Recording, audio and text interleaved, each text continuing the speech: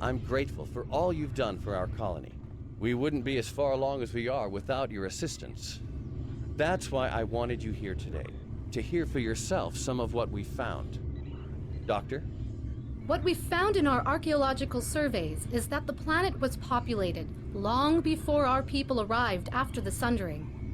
We've discovered multiple ruins from that time period that correspond to the few historical records we still have. Most of our data from that era was lost with the homeworld. And the sword? I'm ready to confirm that the blade found at the battle site is the sword of the Raptor Star. We don't have a visual record of the sword, but the one we have matches written accounts, and a quantum analysis shows signs of masterwork.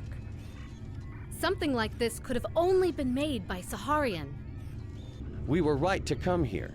The sword will become a symbol of our reborn civilization. You were saying there was an earlier culture. What do you know about them?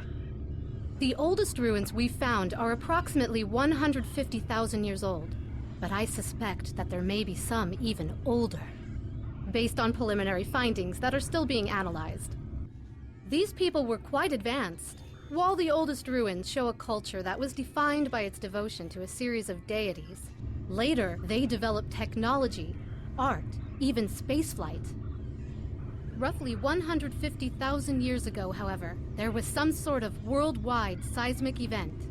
Every volcano on the planet erupted, presumably blocking out the sun.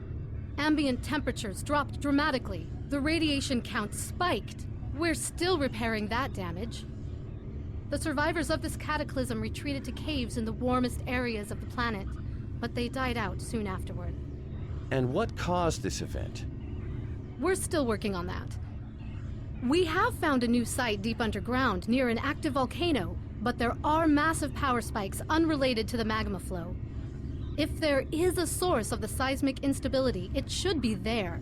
We would have to send down a team to investigate, though, and it is quite dangerous.